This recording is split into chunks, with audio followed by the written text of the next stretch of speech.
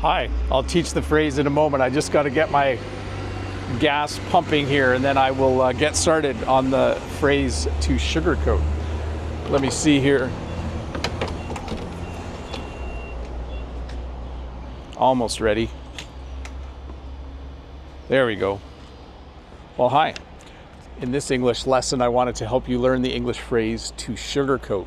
When you sugarcoat something, it means you're giving someone serious news, but you're making it sound not serious. A great example would be if you go to the hospital, maybe you were in an accident and they do some x-rays and the doctor comes out and says, well, I'm just gonna say it won't be very long before you're feeling a lot better. You might say to the doctor, please don't sugarcoat it. Just tell me exactly what's wrong. And then the doctor might say, well, you broke your leg and your arm and you're going to have a long recovery, or something super serious like that. So to sugarcoat means to make something serious sound not serious. The other phrase I wanted to teach you today is a coat of paint. If you look here, this looks like it has a fresh coat of paint on it.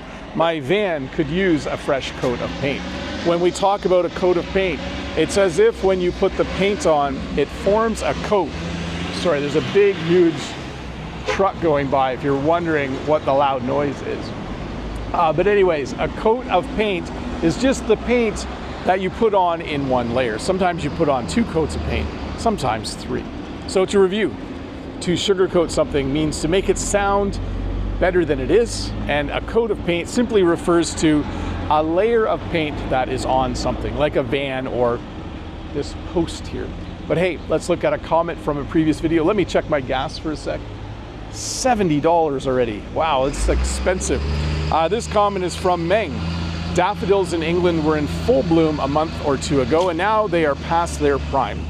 Oh, I'm done pumping. I should hurry up. And then I responded by saying, I guess you're ahead of us then. Also, great use of the phrase past their prime. Yeah, it's a good phrase.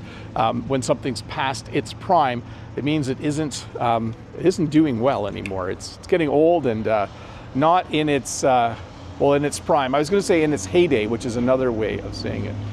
So how much is gas here? Let me have gas is $1.35.90. Gas in Canada has gotten a little bit cheaper, but honestly, I have a bit of a dilemma.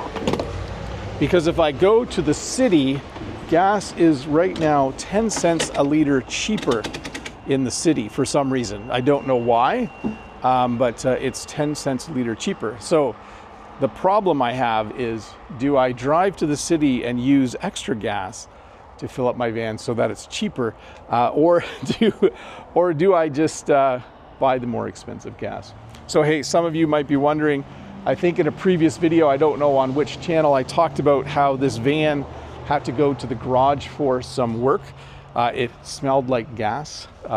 It ended up being something fairly simple. It was less than $200 to get it fixed.